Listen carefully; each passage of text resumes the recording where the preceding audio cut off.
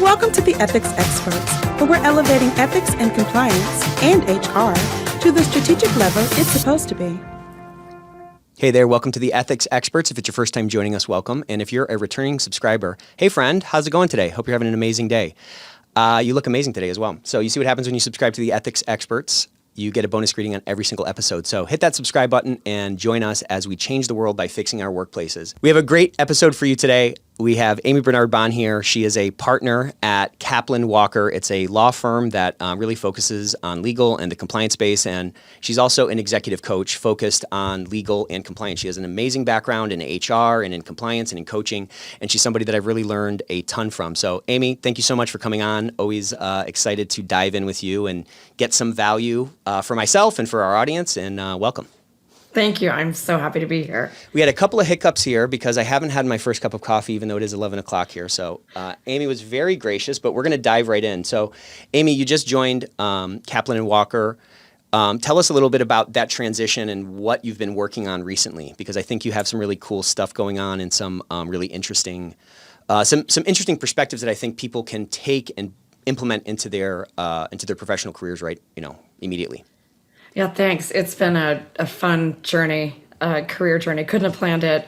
Been friends with Jeff Kaplan, Rebecca Walker, who are just, I think, the best in compliance and ethics support. Hired them when I was at McKesson and Allianz. We became good friends. We've spoken together in conferences, and an opportunity came up to join them. So I joined the firm as a partner February 1st, and I'm continuing my coaching and consulting business, which is primarily focused on compliance officers, because those are my people.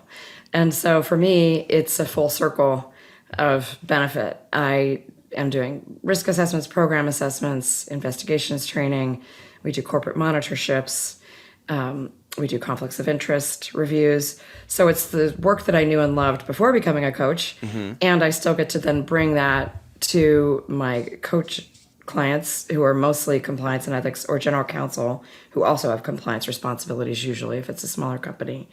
And I feel like it keeps it real for me. Mm-hmm. I'm really in tune with the day-to-day issues. I know what they're dealing with, strat plans, executive pitches, those kinds of things. And then the challenges of our macroeconomic climate and the post-pandemic situation we have here. So it's fun. Yeah, I'm sure it is fun. And there's probably some really cool cross-pollination between the coaching side of your brain and the lawyer side of your brain or the partner side of your brain. Talk to us a little bit about how your sort of coaching repertoire allows you to be a little bit more effective when you're doing a program assessment or you're dealing with something on, through the Kaplan and Walker side of the fence. Yeah, I would say that they're compatible, and it's actually probably more beneficial to my legal and law firm clients that I'm a coach, because ultimately, if I'm working with you on a program assessment or risk assessment, and you mentioned, gosh, you're right, we're low on headcount, for example. We're not staffed appropriately. I can help you influence, and I can basically give you on-the-spot coaching on how to get that done. Or if you have a new CEO, which is an issue I've written about recently, I can talk to you about, okay, these are some things you need to be aware of to make sure that you're securing the influence that you need. Yeah, that is such a key word, I think, that ends up, in many cases, this is just my read. So in many cases, this influence thing, because it's a little bit more amorphous, it's less objective and sort of tangible, it seems like people tend to sort of steer away from it. It's because it's harder to kind of to gain purchase in that side. And from my perspective, that's where all the value is created. That's where all the career accelerant happens, is through that sort of influence or that persuasion side of it. I want to get into your Fast Company article because I love it, and I sent it around to my team, as a matter of fact. But what are you seeing out there? What are you seeing people struggle with on the influence side of the fence? Like, is there a recurring theme in your coaching, in your executive coaching, where you feel like, you obviously are good at this stuff. You're kind of an influence queen. So you see the world in kind of a different way. Is there a certain color that you see that you consistently see, color being influence? Is there a certain color that you see that you find that your coaching clients tend to be a little colorblind to? Like, what's the gap and us being able to really actualize our influence and really be more effective as a result?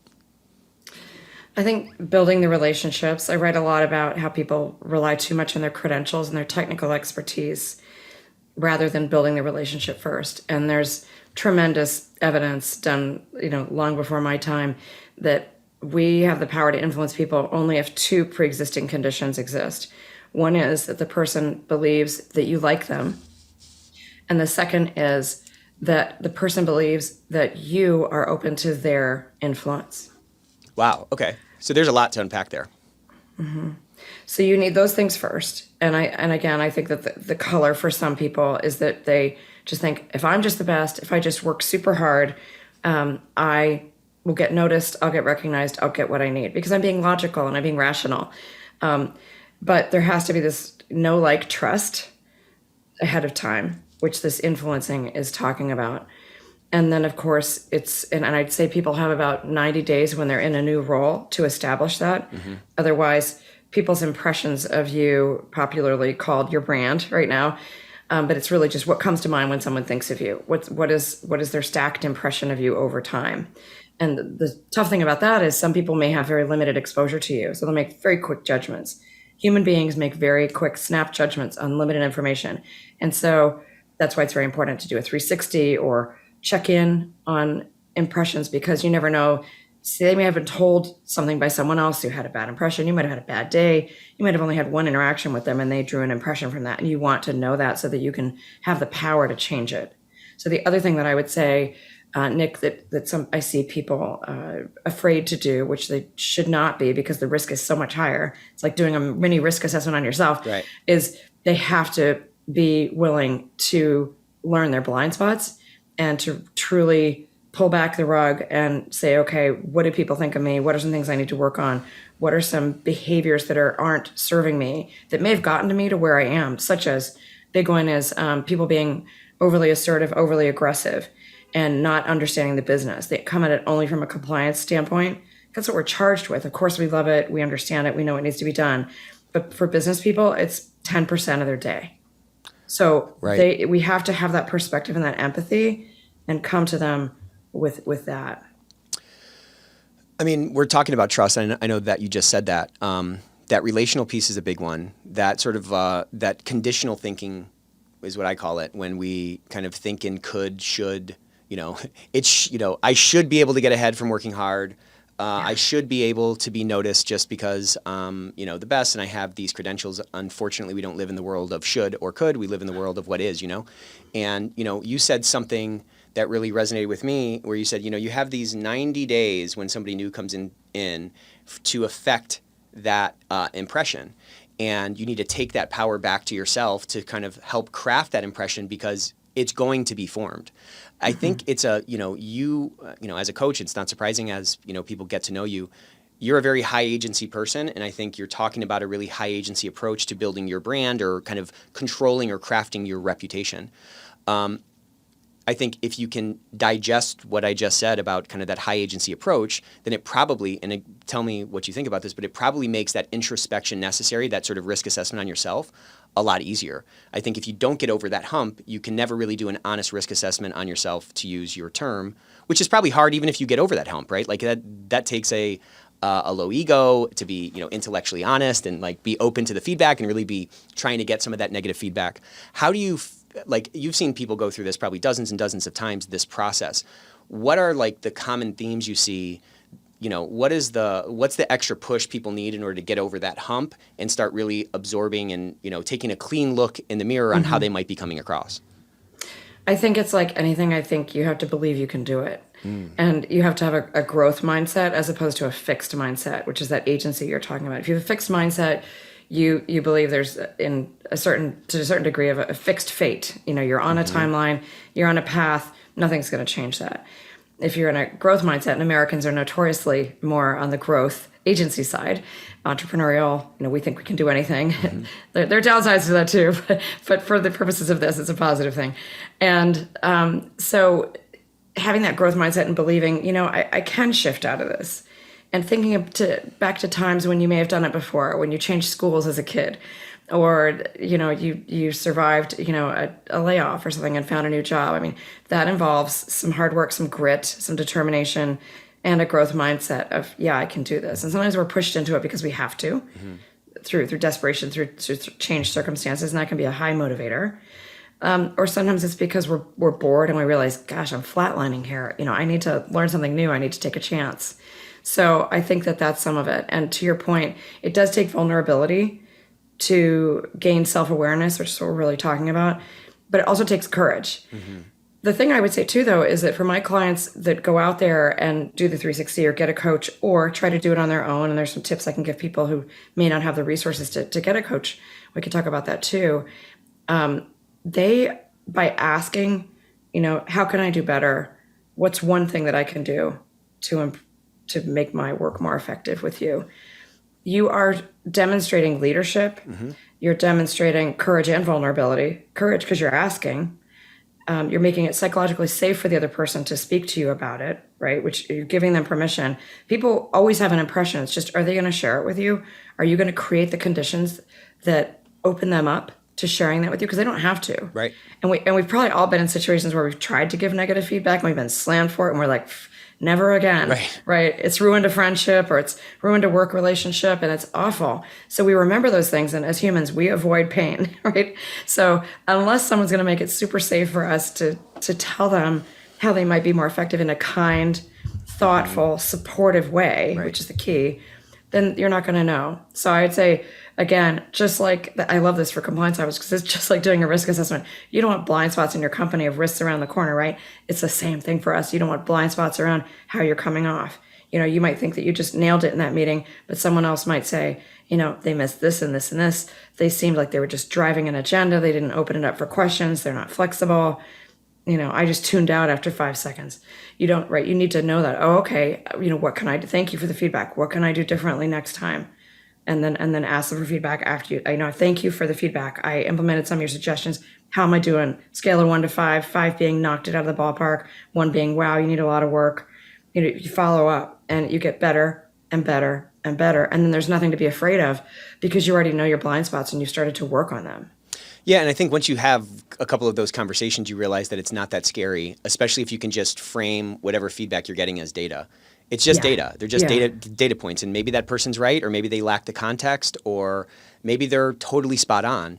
It's just data for you to take, and you can decide if you're going to accept it or reject it, but you must appreciate that feedback, because if you're not creating those circumstances where somebody feels safe to give you their unfettered, actual, unadulterated perspective on whatever you're asking about, then you're going to get something that's going to likely result in a false sense of security.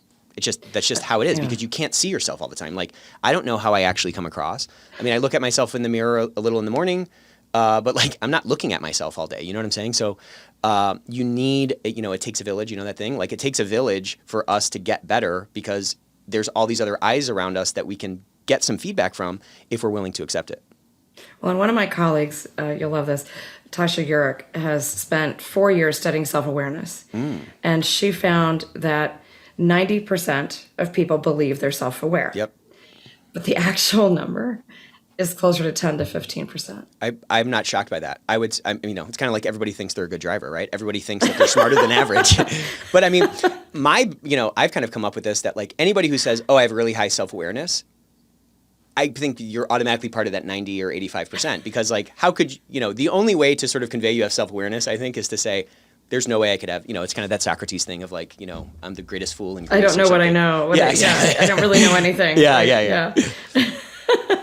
That's wonderful. And I love what you said too about someone, the feedback may hit you and you may think, that's not accurate. And maybe it's not, or that's not fair. I only did that once and that's all they remember. That happens. Yeah, right. Right? But then you could say, okay, then I get stubborn about it. And I'm like, great, that's my new goal. I'm going to change their impression because that's not me. And wow, I'm so glad that I know that. It sucks, but I'm going to work on changing it because that's not who I am. And they caught me on a bad day. Well, and that kind of speaks to this, maybe this is the high agency thing. Maybe this is just the growth mindset perspective.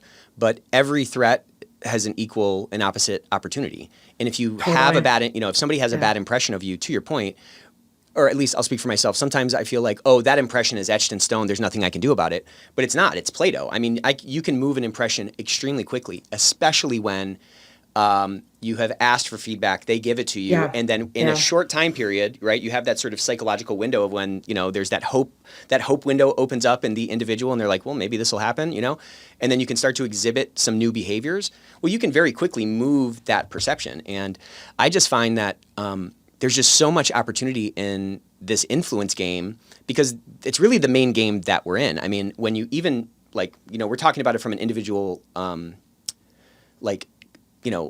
career perspective, but also just from a branding perspective of whether it's legal or if it's compliance or it's HR, there's this branding problem within our organizations. And if we can tap into this influence game, not only is it going to help us elevate our own careers, but it's probably going to elevate a lot of the careers around us to the extent that we can help influence how our department is perceived in our organization. And in the absence of actual data, people, to your point, they make snap judgments. If they have no data, guess what they're going to put on? They're going to put on some kind of a stereotype. So if they've had bad experience with HR in the past, or they've had a bad experience with a compliance officer, or legal doesn't get the business, well, if you've done nothing to move that sort of latent impression, then that's the impression that you're going to be digging out of. If you even can raise your head up from your desk and have the awareness to see that you have this sort of impression on you. But it's just something that maybe this is a good lead into your Fast Company article, but we've had a ton of turnover over the last year and a half, massive turnover across the stack of an organization, both on the front lines and even at the executive level. And I have seen a ton of turmoil sort of result from that as a new compliance officer steps into a program. And, everybody wants to, I have found, and we talked about this a little bit, but I have found both a lack of empathy for these new people coming in, first and foremost, but more importantly, a lack of opportunistic thinking about how this new person coming in is a real opportunity to rebrand yourself, rebrand your department, show your usefulness, whatever. It's kind of a reset. You know what I'm saying? It's like the slate is wiped clean, and you kind of have a fresh start opportunity if you can take it. Let's talk a little bit about that opportunity where you see people sort of fall flat when somebody else comes in and ultimately kind of create some threats for themselves without maybe knowing it. Yeah, there has been so much turnover. I'd say about half of the people I work with have had a new job. Either they've shifted jobs or they've lost their job, or a new CEO has come in or boss, depending on whether they're in the C-suite or not. And that is a huge opportunity. There's an emotional component to this. If you loved your boss or your CEO, it's distressing, and there's concern about who's coming in and that kind of thing. And so I would say that I want to just acknowledge that. And I would say that once the new person hits the ground and is in the office, you need to compartmentalize your feelings and kind of mourn at home, or keep it to yourself, because it's so important to quickly establish rapport with the new boss, to let them know that you support them. To your point, empathy is so important. Tons of pressure on new CEOs and new bosses coming into a role, right? Tons of pressure. So, in my article, I just wrote about the 5 things that I think are really important. And the first, we've been talking about a little bit, is the first impressions are key. Mm-hmm. So if you're really tight with your former boss, be aware that that is probably going to be something that will get back to your new boss / CEO. And so you need to work. So you're already coming in as a potential threat to them from their perspective. Because the first thing they do is they look at the tea leaves, and they look at, okay, who was tight with the prior person? Who's going to support my agenda? Who's going to support my shift? Because a new CEO comes in for a reason, right? Yep. The board doesn't just randomly fire a CEO. It's either because they need to do a turnaround, they weren't happy with the pace of change, something happened. So the other thing I would say is read the tea leaves and know, try to figure out to the best of your ability why the shift happened, because that's the lens through which your CEO is going to be seeing everything. They've been told something. They've been given a mandate around what needs to shift or change. And so figure out what that is so that you can align with that. For example, if you had a pet project that was $1 million to implement a change in control for fraud and abuse or something, you may need to go in and act as though that was not approved and talk about it and where it fits in the priorities. If it's a high risk, hopefully, of course, they'll still present it. But you don't want them to just see your budget and say, well, what is this? You want to bring them up to speed. Or if there's something you can let go that is a nice to have, and you realize that you're in cost cutting mode and the CEO's in cost cutting mode, be proactive and come to them and say, we could push this off for another year. I need to keep this and this, but I appreciate what the environment we're in right now and how optically this could look on your budget. So let's push this off a year. You get huge points, right? And it shows that you're a business thinker. That's right. And that you get what's going on. The third thing I would say is to adjust to their communication preferences. Everybody's got different styles. And some of my clients I've worked tightly with them on how they need to change their communication style for the new CEO. Right. I have one client who is very creative, loves to brainstorm, is pretty chatty, and the CFO got promoted to the CEO role, and he is a man of few words and doesn't like to chat and wants to know exactly where you are on the map when you're talking to him. Your first sentence is key, so he can place what you're talking about, whether you're asking for a decision, whether you're brainstorming. So they've had to totally shift. Mm-hmm. And the more you can figure that, do they like to text? Do they like email? Do they like meetings? And another client who could not get a meeting with the CEO to save her life, and she found out that the CEO loved to text and was texting all of her colleagues, and she was the only one emailing him. And he didn't even read the emails probably. Yeah, they weren't. They had these quick texts, and she thought it was nuts because they were huge texts. Right. But that's what the CEO had, and so she adapted to her style, and things got a lot better after that. So don't make it a mystery, right? Ask. It's the first question I ask. Hey, how do you like to be communicated with? What's your preference? When something's urgent, how do you want me to really make it clear I need to meet with you? What if it's just day-to-day stuff? Of course, hopefully you have one-on-one meetings fairly regularly to capture the stuff that isn't urgent. And then another thing I would say is to be easy to work with. Our ultimate job in any job is to take work off our boss's desk and make our department look good and be a team. And it's people that do that ultimately get promoted, get sponsored, get that support. And so we talked a little bit about this before, but empathize with the pressure your boss is feeling. Remember when you started a new role, who helped you out, who gave you a helping hand, who showed you the lay of the land, helped you out with the political situations and the dynamics and some past history that could be baggage that some people are carrying around that the new person might not know. That's super helpful, right? And then the other thing is, if you're leading a team, it's very important to help your team adjust. Yeah. I don't know if you've ever had this situation, but I've been in situations where my boss didn't get along with the new CEO, and that impacts your entire team's ability to get stuff done, to get funding, to get headcount, to get space on the town hall calendar, to get airspace right in the comms schedule, training, all of that. So even if you're having a tough time, I'd say always present a positive face to your team. Yep. It's such a morale kick if they and they can perceive if you're not getting on well. So I would say the pressure and the responsibility and the challenge is on you as the leader to get it done so that you have green lighting for your team. And if you're not the leader of the department and you're in a situation where your boss is having trouble with the new CEO or something, like, don't be scared to coach up so that person can more effectively manage up, because, unless you're going to go over their head, if you're seeing something, again, don't let your lack of title in this example prevent you from being the leader that you could and should be. We have to share what we're seeing with folks.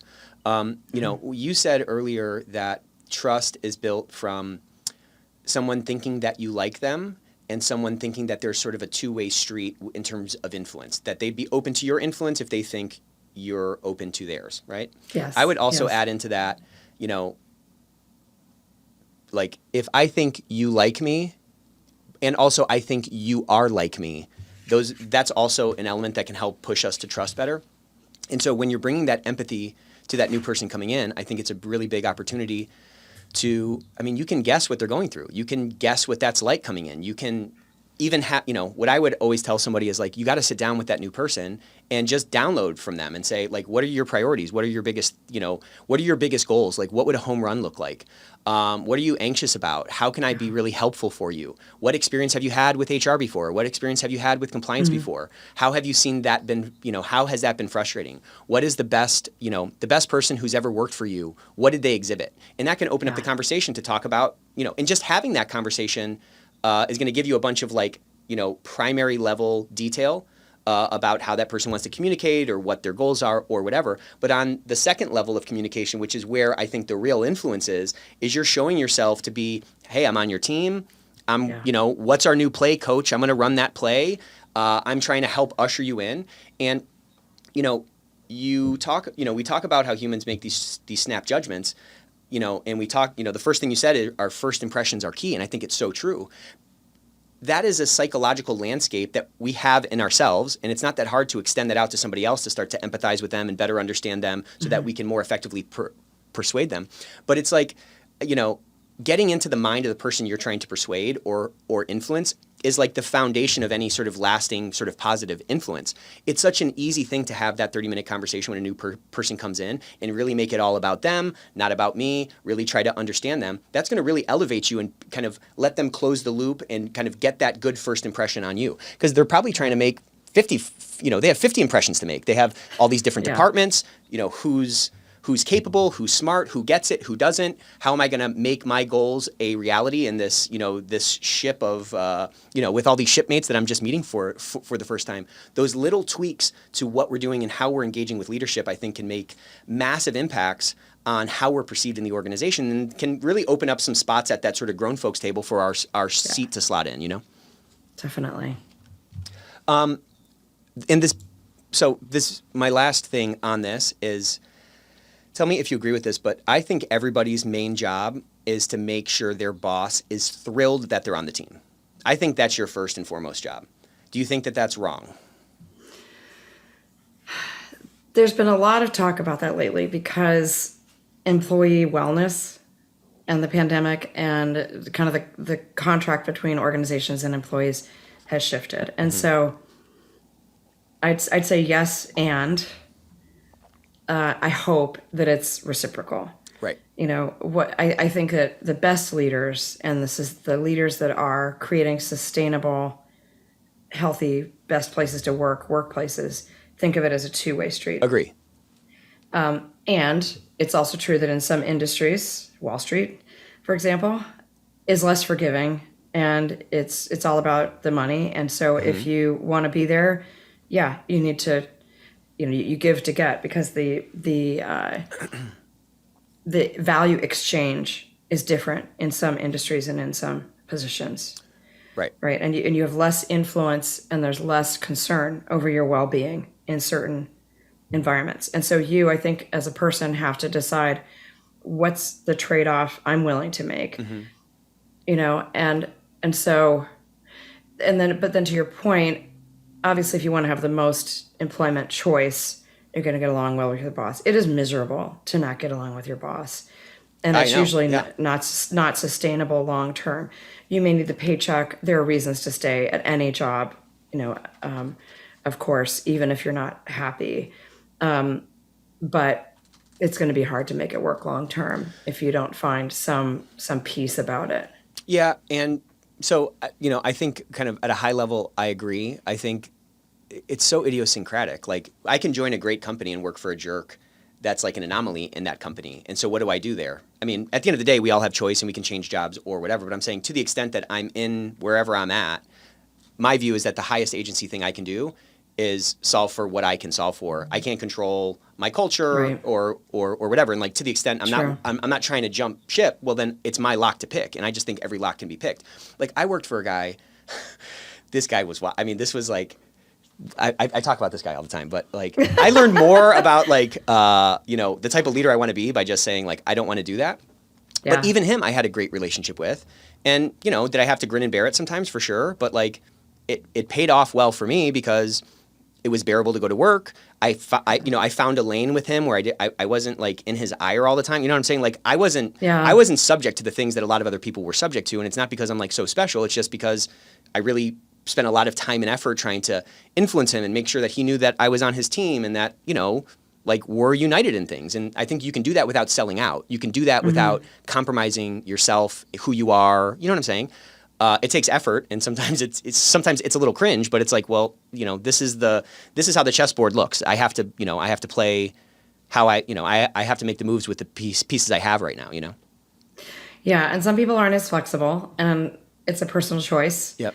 and they often have less choices. So Good I'm point. not judging. I'm not judging it. People have to go with their values. That's the primary driver for most of us. And we're usually, when we're miserable or something feels off, it's usually because our values are being challenged or threatened. And so that's something to pay attention to. And so, but I also think, I believe in playing the long game. So you raised a bunch of points right now. You learned a lot from that boss. You also learned to be flexible and have a flexible work style. You probably learned a lot about conflict management and how to, because you said you found a lane where you weren't in the shooting range all the time. And so those are really helpful things. And so did I. And I bring that to my coaching as well, because you might get along well with one stakeholder, but not another stakeholder. So if you've only had great relationships, how are you going to manage a really difficult situation when it shows up? And it's going to show up if you work long enough. Yeah, so, you're right. Especially with all the turnover, the odds of it showing up are going to be a lot higher. And so it's a muscle that we have to build. Let me ask you this. I think you've probably always been likable, influential person. Oh, I don't know. No? I mean, I have my days. Well, I'm just saying, do you think that influence can be taught, or do you think it's really the people who end up getting really good at it are people that are naturally inclined? Maybe you're never going to be a concert pianist unless you're naturally inclined. Is it that kind of a thing, or is it something that just by rote practice you can, learn, basic piano skills? What do you think about that? I think some people naturally are born with that gift of charm and ability to read people and to know what's funny in the moment or what is needed at the moment. And that's nature and nurture probably, both. And I think that a lot of it can be learned if you have a growth mindset, if you're willing to get that feedback. Some people are always going to be better at this than others. Some people aren't going to care as much. I know people that, and I'm sure you do, that don't care. They just want to do their work. They're technical experts, and they find people messy, and they don't want to deal with them. There's usually extremely intelligent people who are brilliant in there, whether it's doctors, scientists, IT people, lawyers, people who are real knowledge experts. They're some of these, and they're not, good at people. They're not good at managing people. And it's great for organizations to find a lane for those people because they generally should not be leading. Yeah, that's a good point. It takes all types, of course. I would probably say that, even if you're 300 pounds, you can probably learn how to do a good jump shot. You're probably not going to play in the NBA, but you can probably go hoop with some friends. It's going to take maybe a little bit extra practice, and it's going to take that focus and that growth mindset to actually achieve it. But I think it is possible. It might be more painful, though, if you're this highly technical, brilliant person that thinks, people are messy. And it's probably going to take that sort of internal drive to say, oh, this is a skill worth developing, and I'm going to sort of pour into it. But yeah, maybe we had to just sort of naturally sort, maybe this is, kind of a stupid thing to say, but we just naturally sort into where our personalities go. And then once we're in those realms, we really kind of perfect them more. I don't know. Well, what can really shift is if you have the motivation to change. You have to have intrinsic motivation. And so some people I think that may not have normally been open to change can become highly motivated when the pain of the status quo exceeds the pain of changing. And that literally has to happen really to be coachable. And so you have to be, something has to happen to where you're so unhappy with the current situation, or people are saying you have to change this or you're never getting promoted. And that happens a lot, right? That's a lot of what I coach. Or you're great, but you need to fix this one thing before you get to the C-suite. So if people want to get ahead, that's the motivation to do it. They're being told, okay, I've got to get along with people better, or I've got to be more crisp and tight in my communications, that kind of thing. Or I need to have more gravitas. I'm not showing up confident, like I own my stuff. Yeah. So, I'm not establishing enough of a voice for this company. It's always context specific. So those are some of the challenges people work on. And so if they're highly motivated to do it, then they can do it. But I think if you're not in that zone of change and you're pretty comfortable and happy where you are, or you've got young kids and you're just trying to make every day work, and I think everyone who has a family can get in that phase. Mm-hmm. I've had clients, for example, who are like, I just need to tread water right now. I don't want to be promoted. And sometimes the company wants to promote them. And so they're treading water, Yeah. trying to not. They did want to get promoted at some point, but not right now. I have a client who's phenomenal, who has young kids, and she just wants to spend. She sees what the cost is going to be. She has Right. wonderful sponsors and mentors. She wants it, but like 5 to 7 years from now. Right. She's very self-aware, and so we're working on, okay, what do you need to do now to keep building your expertise in this area? What can we work on that will help strengthen you? And then when you're ready, boom, you're going to just shoot up like a rocket when you're personally ready, right? So there's so much to think about. I mean, that's got to be such a fun job, huh? I mean, you're dealing with these situations, you get intimate with this person, you really have to very quickly understand them. You have to probably pretty quickly understand the landscape that they're trying to, navigate across. And I mean, what is that like? I mean, that's got to be like every day is different or something. It is, every day is different, which I love. Yeah. It's all about, there's nothing better than sparking an insight Yeah. with someone, and then they're like, oh my God, I get why I do that. I could not understand why I had one the other day that was, it took a couple months to get there, but the arc, there's kind of an arc of coaching that we think about in terms of the growth and insight trajectory. And it's really exciting when you've got someone in the zone of change and you can support that. It's like being a leader and coaching your team. I mean, I loved building a team. I loved mentoring and coaching my team. So I've just kind of moved that desire and passion to this type of work. Yeah, I feel like it's probably something like coded into our DNA, where we just like get such a reward from like watching something grow, whether it's kids or like a garden or build something. You know what I'm saying? It's just like it's really this really rewarding thing. You also wrote this other article recently I want to touch on, which I love, and I think I need some help with this. The 6 steps to delivering bad news and reducing risk. This is something I just struggle with all the time. Yeah. I feel like I spend too much time in like and this is true for like feedback, bad news, whatever. This is something that I just struggle with. I feel like I'm so scared. It's almost like I think everyone is like so fragile, and if I just like say the wrong thing, they're just going to shatter. And it's like, I mean, it's kind of disrespectful at some level, because people are way more resilient than I sort of give them credit for. And it ends up sort of delaying, I think, on balance, it ends up delaying, it causes me to like delay the conversation a little bit. And it's weak. I mean, it's a weakness for sure. But let's walk through the sort of how to deliver this bad news and how we can get into a better headspace so that we can do our duty and not be sort of negligent because of our own insecurities. Sure. And one important thing you're already bringing up is the power dynamic. It makes a difference if you're delivering bad news up the chain. Yeah. Versus if you're in power, like you are as head of your company, and you're delivering news, let's say to a vendor, or an employee or someone. So just noting that for a minute, I'd have slightly different advice on that, but some of it would be the same. And the first step would be the same. And the first step is to psychologically prepare your audience. So whether you're delivering difficult news up or down, you want to give people at least a heartbeat to know that you're about to say something that is unpleasant, either because something happened or there's something that you need to tell them about their situation or whatever it is. But we need to be prepared. And one great way to do that is to say, I need to share something with you, or, may I give you some feedback? Could be for you. You're asking permission. That opens people up. People really aren't going to say no. They can't really say no, but you are. The important thing with that messaging is you're alerting them that the conversation has changed and it's about something really specific, as opposed to where you're going to go eat lunch today, or what time is the meeting. So always brace your audience for bad news, because this reduces the risk of damaging relationships, and it allows the other party to think clearly. It gives them that second to adjust. When we're shocked, like say you're walking down the street and you're with a buddy, and they say, hey man, by the way, I'm getting divorced. What do you think you would do? Most people stop in their tracks. We even have a phrase for that. And they turn to what? What did you just say? Right? Mm-hmm. Because we're like, I didn't just hear that. Right. So you don't want that to happen. That's us reacting to a stress. It's like a stress response. Like, what? So you don't want to shock someone. You want them to have that heartbeat. So saying, I wish I had better news. I need to talk to you about something.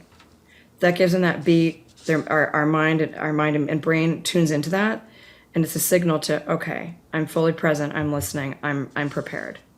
Yeah, it's like it's kind of like a warning shot, or it's like a palate cleanser or something to say, okay, we're kind of shifting, and this is going to be a more, I don't know, serious conversation or something. Yeah, and it shows respect. Yep. Like, okay, I know this is not going to be a fun conversation for either of us, right? Yeah.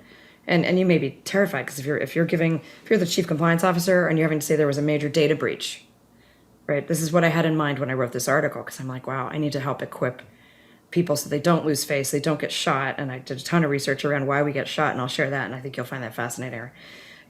The second thing is, if you have the luxury of time, rehearse confident delivery. This is step number 2. So when you're delivering bad news, you really want to practice your talking points. You want to have your bullet points ready. This is going to help you project the right amount of confidence and humility and gravitas. And you kind of need all those things. You need to feel, that it's empathy, but you also need to be strong and firm in what you're sharing. You need to be confident in why are you saying this bad thing. Yeah. But you also need to be empathetic. So be aware of your body tone, your body language, your So your don't tone be of all voice. crossed up. Don't be kind of Yeah, like I am right now. Yeah.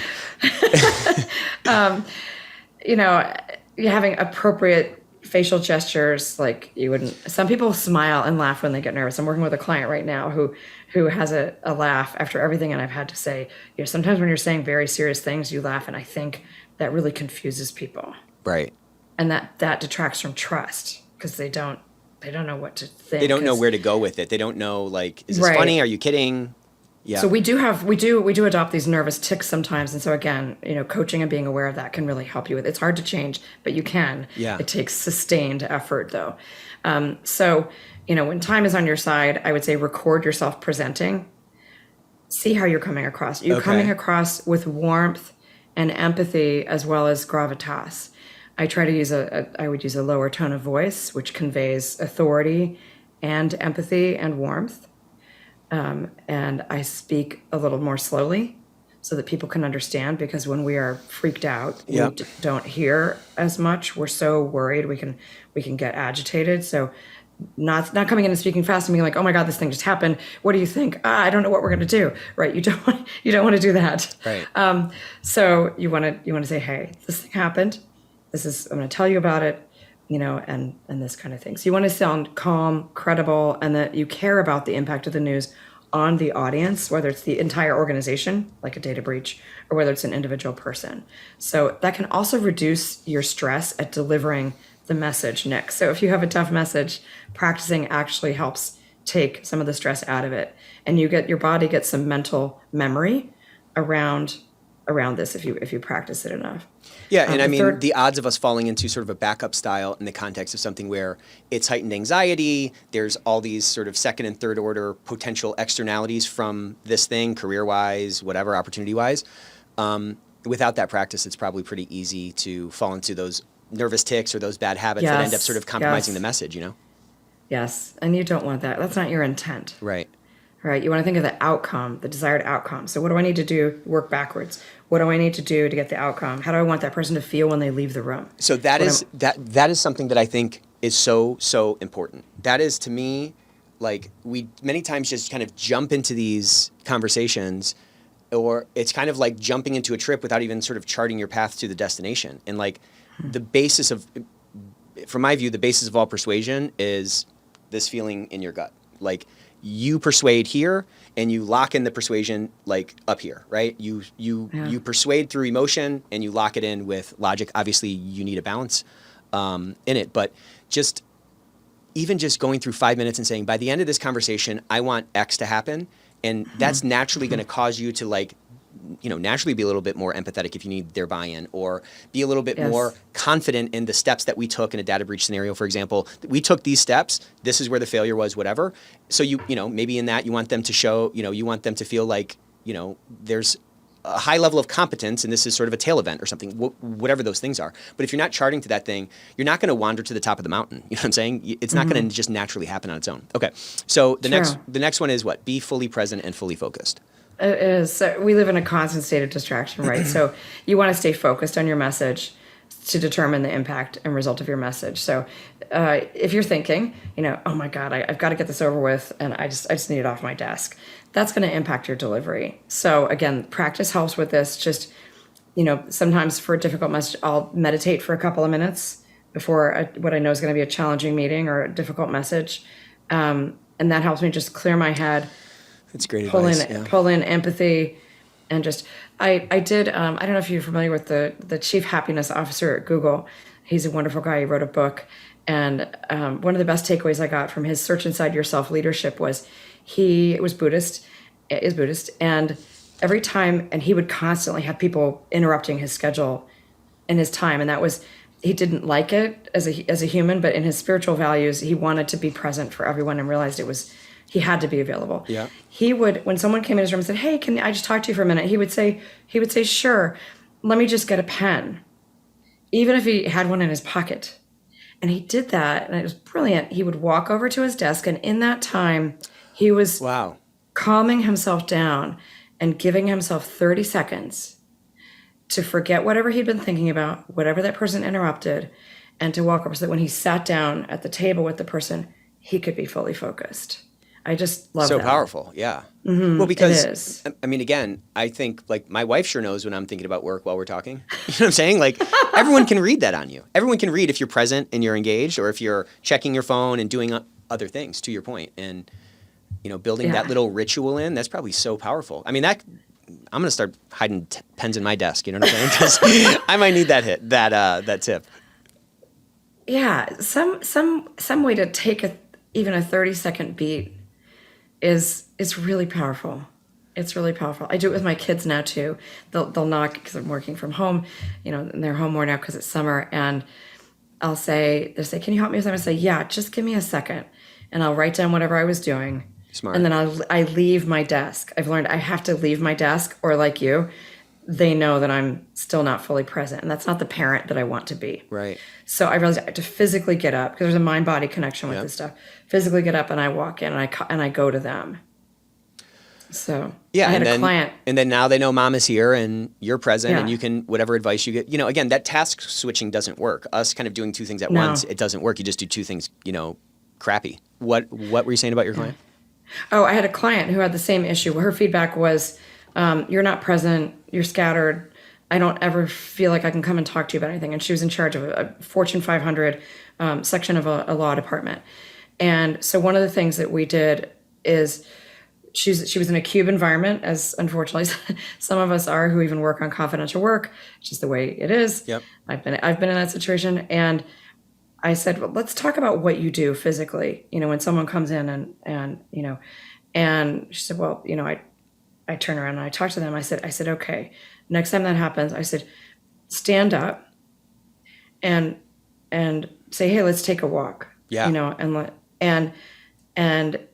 And she, if it was a quick thing, she would still stand up, but then they were eye to eye, and she wasn't, and because she supervised like 50 people, and she was getting feedback that she was off-putting, cold, distanced. No one felt comfortable with her.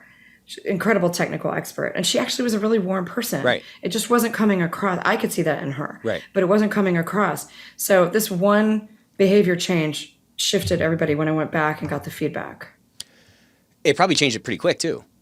Yeah, it's immediate. It's fantastic. Now, it usually takes, they say, repeated instances of a behavior changes the impression. So it's usually 6 to 10, depending on what it is. But if they're like, "Well, that was cool," and they're like, "Huh, right?" You're like, "That's different." Then you do it again. They're like, "Oh, okay." And then like the third time, you're like, "Wow, she's like really with me. This is cool." Yeah. And she's changed, and you may not even put your finger on what changed. Yeah. But, right.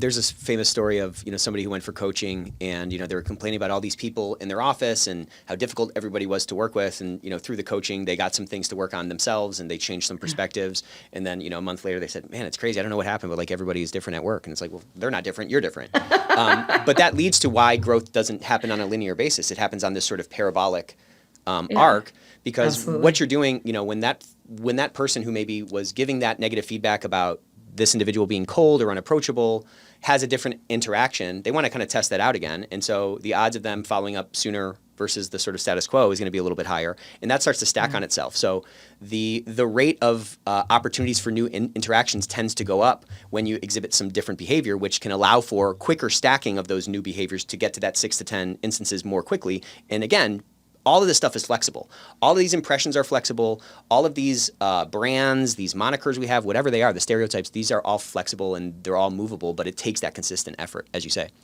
Yeah, it does. So talk to me about conveying benevolent, proactive intent, maybe in the context of like letting somebody go, because that's some bad news sometimes. Like, how do you do that there? Yeah, that one's tougher, I would say. It is. Yeah, it is. This works perfect for the data breach. Right, which is really the intent that I wrote it for. Mm-hmm. So do you mind if I address that one first? Let's do that. Because I came across what motivated me to go deep dive on this, and because I have a keynote and I've spoken about it a lot, is because of some social science research I uncovered. There's always been this phrase, the messenger gets shot. No one wants to be the one to deliver the bad news, right? If you saw Succession, no one wanted to be Greg, right? So Tom was always like, Greg, you do this. Greg, this is right up your alley, buddy. It's great. Yeah. Go, love you. Wouldn't want to be you, Mm-hmm. And so the reason is we as human beings are programmed to dislike people who bring us bad news. Interesting. And we're inclined to not trust them. And it gets even better, and I'm saying that sarcastically, we ascribed ill intent to them. Wow. That they actually wanted, there's some weird part in our reptile brain that says they wanted this to happen. And you could see that like with some things, right? But that is not good for compliance officers or for HR or for anyone who pretty regularly has to say some stuff that's not revenue generating, right, shall we say, right? And so, which is usually the best news to a CEO. So we need to be aware of this. I was pretty shocked when I found out, like, wow, this is like a career derailer for many of us in gatekeeping roles. And so what you need to do to counteract it is to be aware of the bias, number one. Number two, help remind the person that they hired you to do this job by expressing genuine empathy about it. For example, if I were to say, hey, we have a data breach, and if the person's getting angry or they're getting, just say, I understand that. This is my job. I'm here to help, and then it can the person can be like, oh yeah, they're here to help. Like, that's the message. Help. That's basically the message you need to get across in whatever words are comfortable for the situation and the time, when you're delivering bad news up the chain, particularly. If you had a hand in the issue, if you or your team screwed up, you want to offer a sincere apology and a remediation plan. You want to tell the truth. That's really important for trust during a difficult situation, right? Even when it hurts, you want to tell the truth. You want to show people you care, and you want to immediately move to potential solutions. So, how can we fix it? How can we get this paid back over time? Communicate the path forward and the efforts that are underway to help prevent it from happening again. Because compassion emphasizes your good intent as wanting to be a trusted advisor, and not that you're the cop, like, haha, I caught this one. Yeah. Right? That is like the exact wrong thing. You want to be the mayor. You don't want to be the cop. Right. You want to be like, hey, I'm here to make everything work well. I'm here for you. I'm the ambassador, that kind of thing. Yeah, and I think if it is your job, in your example, then it's incumbent on you to convey a sense of security to that person in the face of this, tragedy or whatever, like data breach in your example. And I think you can really add some tangibility and kind of anchor that that trusted advisor position you're trying to ascend to by having kind of a tangible plan, right? To say, here's how we're going to remediate it. So here's the issue. Here's how we got here. Here's what I think the biggest risks are. This is my area. And balancing that sort of confidence, maybe boldness is the wrong word, but confidence in saying that, you know what, my value is not in my plan, but in my ability to plan, because things are always changing. And this is a change that was obviously unforeseen despite the controls that we had in place. So here's the plan that I'm going to take. I'm happy to talk about kind of the logic behind, the steps that we're going to take here, but balancing the anxiety that this person is probably going to feel, trying to extinguish that with some empathy and, backing that up with a tangible plan, I think can do a lot for that person to see that you really do have proactive intent and you're coming from a benevolent position, not somebody who's, just rejoicing in the bad news that they're conveying to you. Yeah. And also, so explain without justifying is a good one. And I just, before we get into that though, there's this concept in customer service, and I think this came from Steve Jobs. And he said that anytime there's an issue, anytime there's a problem, there's two coins on the table. And one is a small coin and one is a big coin. And whichever one you pick up, the other person is going to pick up the other one. So if I pick up the big coin, you're going to pick up the small one. If I pick up the small one, you're going to pick up the big one. And the coins correspond to like how big of a deal it is or how much care you're putting into it. So if you think about if you go to a restaurant and you order a dish and it comes out cold and they treat it like it's not that big of a deal, the feeling you have. Versus it comes out cold and they come over and they're super effusive and they're apologizing and the manager comes over and they comp something. How do you feel in that case? It's really not that big of a deal for them to heat it up again. I mean, nobody's really that much of a tyrant, right, at a restaurant. But I think our tyrannical natures can come out if we feel like there's a mismatch between the expectations we have for the dining experience we expect, the service we expect from this individual, and that which we get. And so it's always, in my mind, you get no points for ever picking up that smaller coin.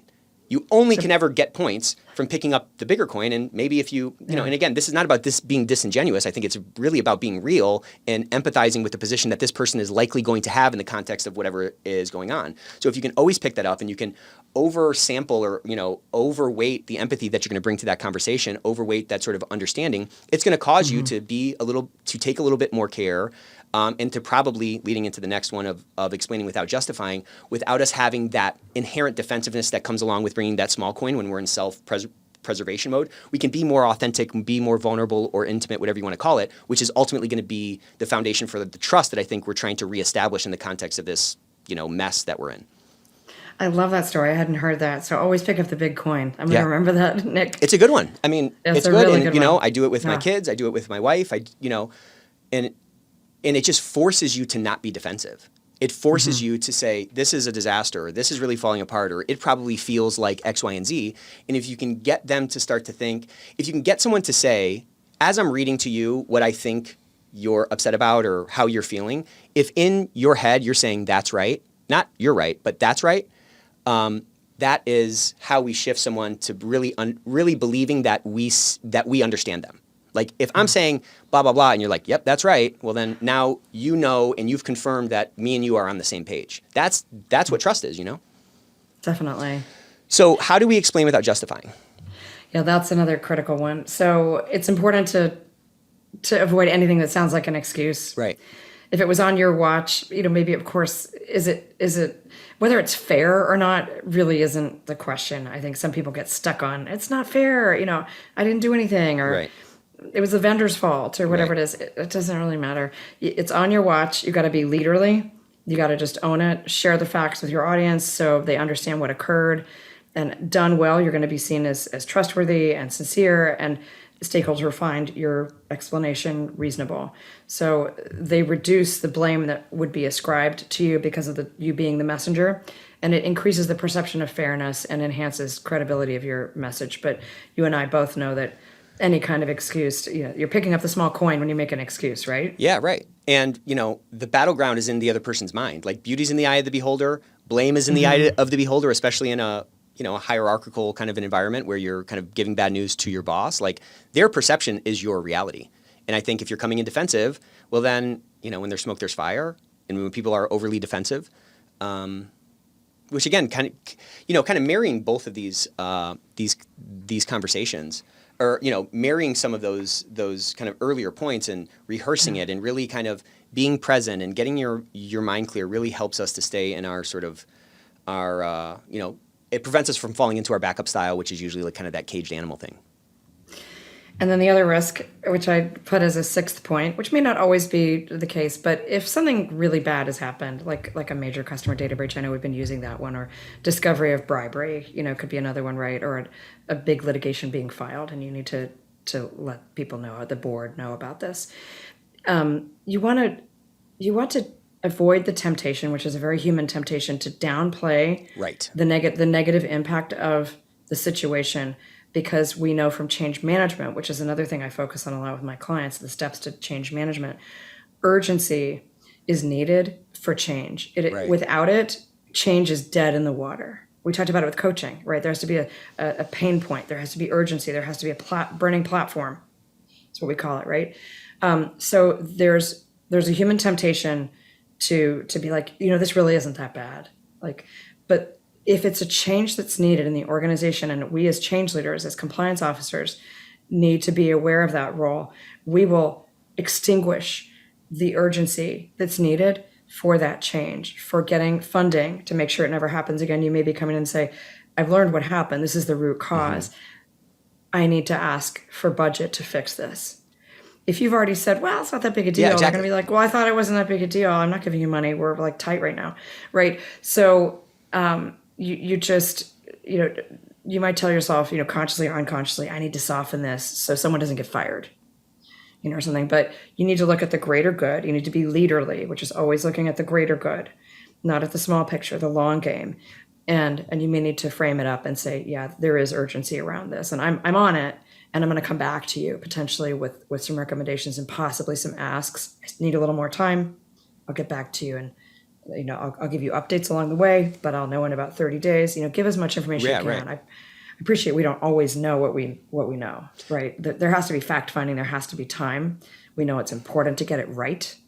So.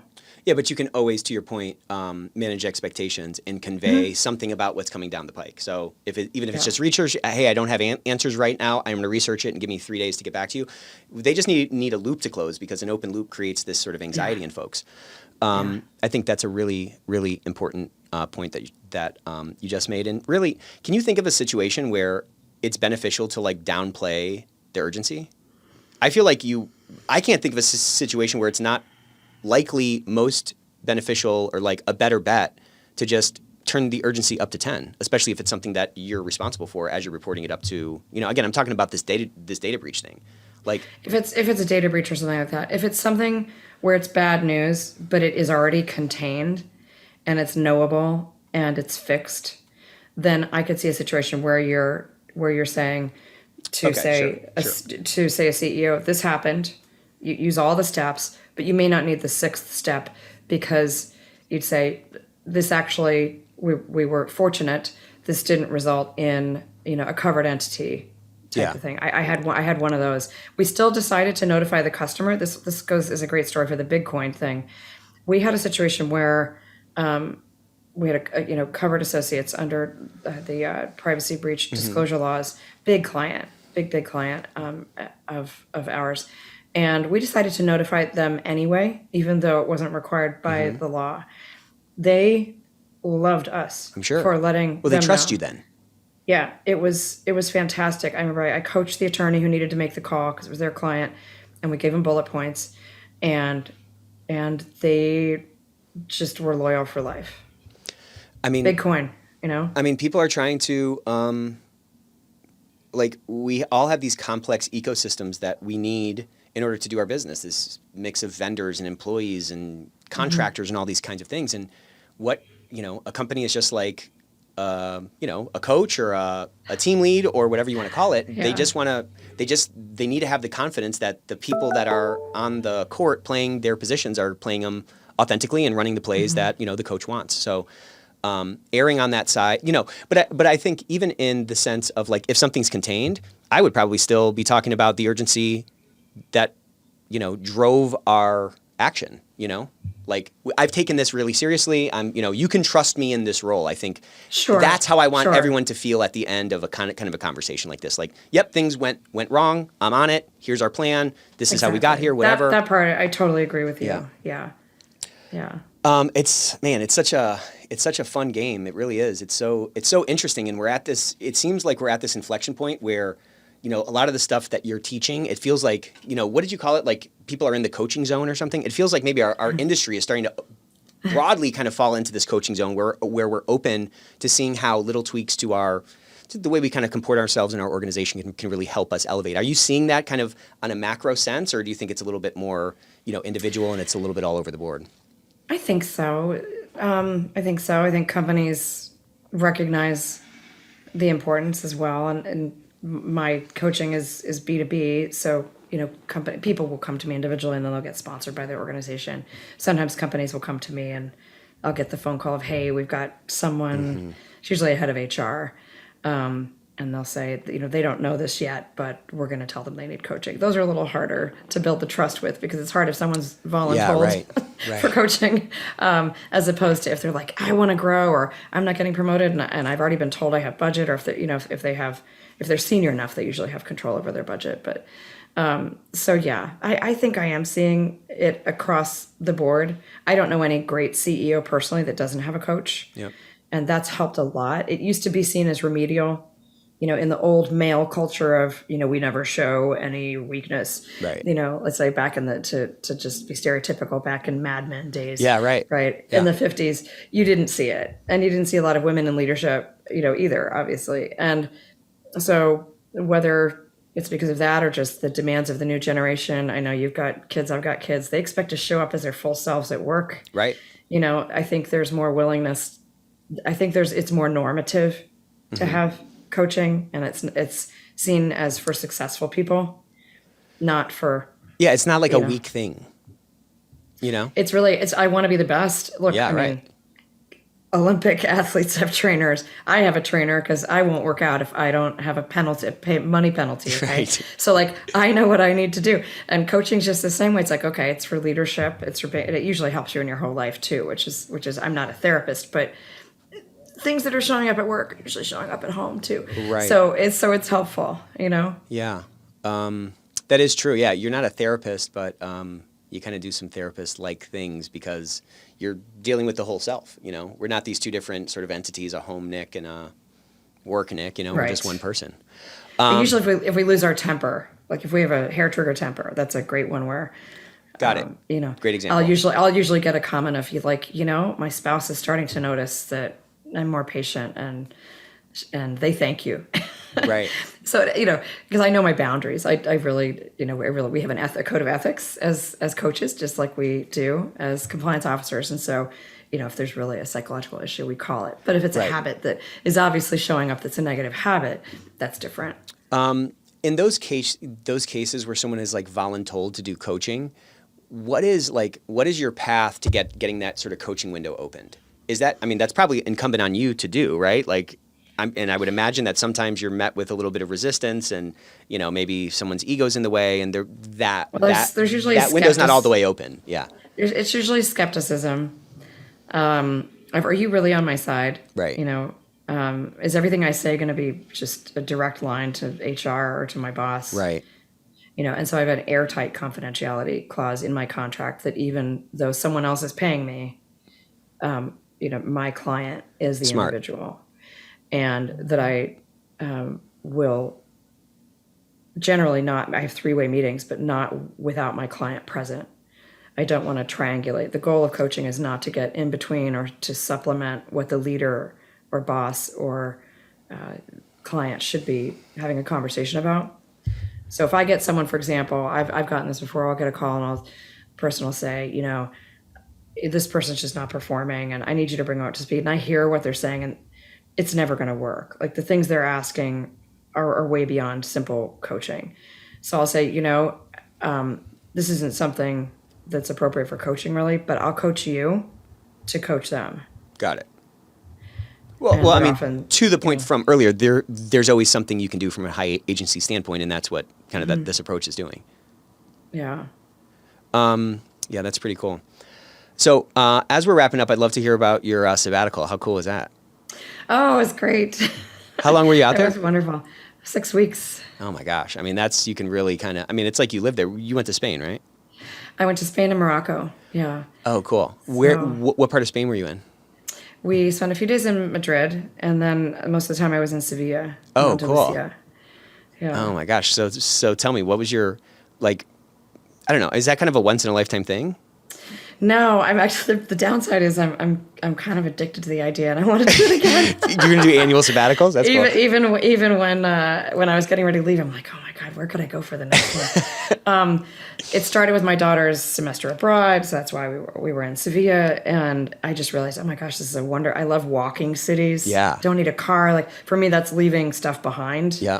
I got rid of my Apple Watch. I put on my beautiful timepiece that I don't wear anymore because it's track all my, track all my your steps and all stuff. that. Yeah. Yeah. I was like, no, I want to have a mind shift. I don't want to actually know exactly what time it is. I don't want a digital watch anymore. Like literally, I want the little hand. Like I made a bunch of shifts to like mentally shift from getting out of my space. I don't speak Spanish. I did try to learn some when I was there, but also being in a place where I know I wasn't going to be talking as much or I was going to be listening. And it was amazing to just kind of, be walking around and listening and observing and navigating.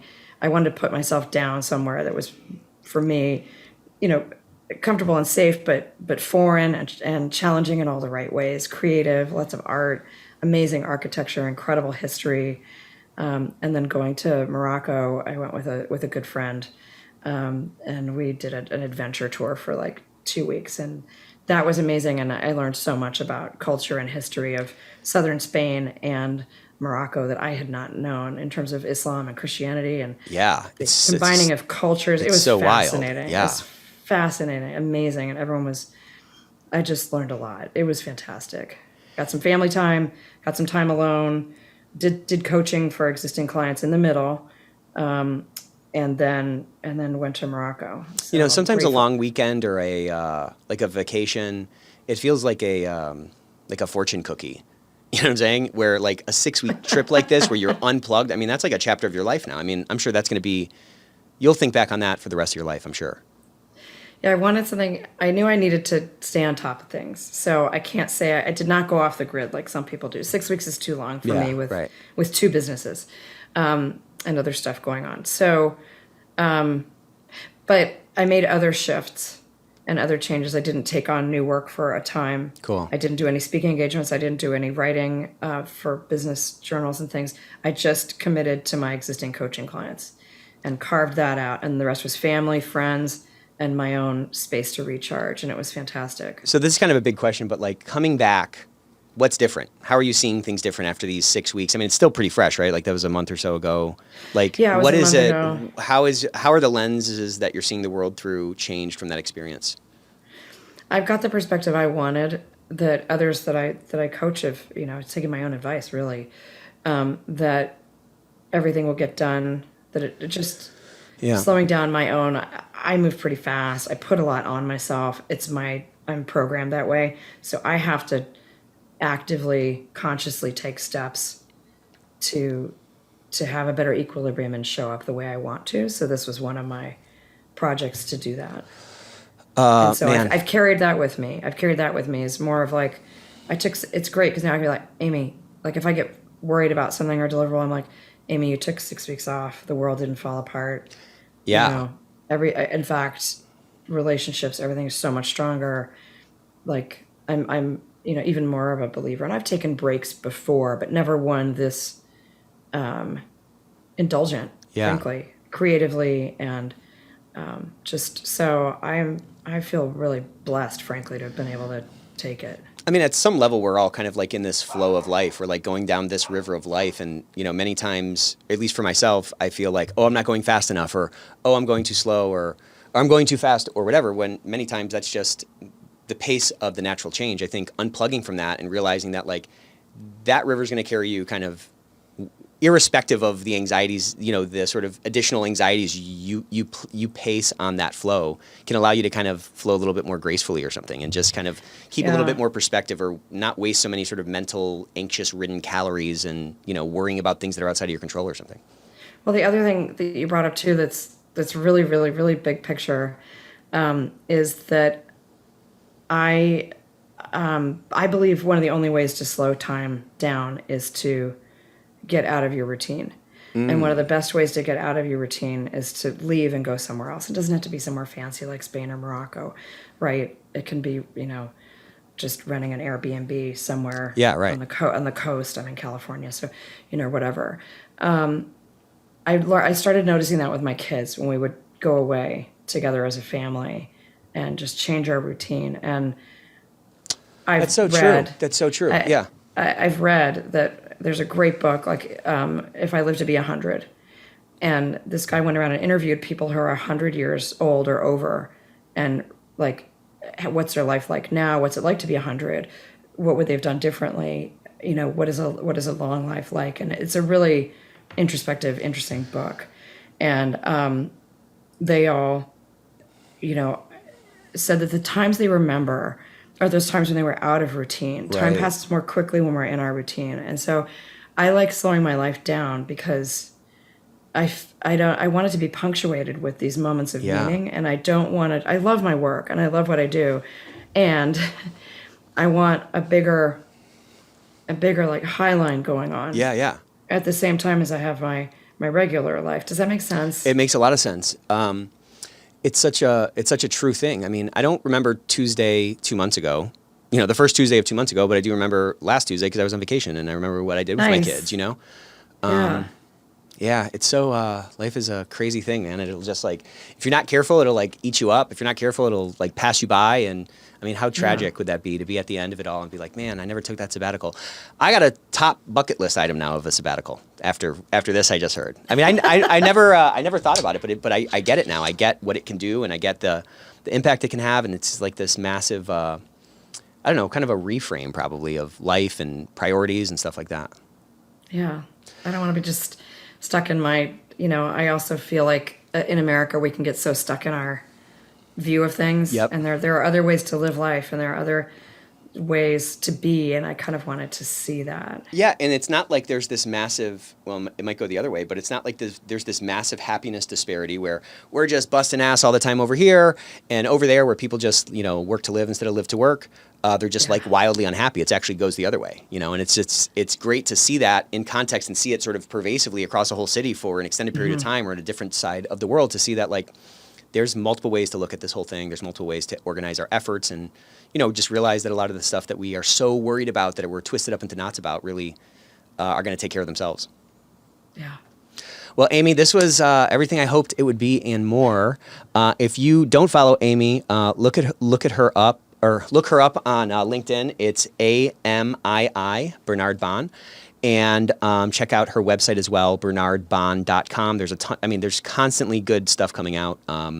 So we got to get you on the ethics verse. I think we're coming in the fall. We maybe can do something a little bit earlier over the summer to maybe talk about some of these promotability things, or, you know, maybe even delivering bad news. But you're just somebody that I've met and I just continue to learn so much from. I'm so thankful to know you and just appreciate you coming on the Ethics Experts.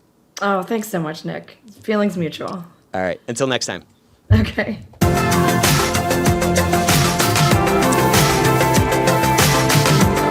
That was awesome.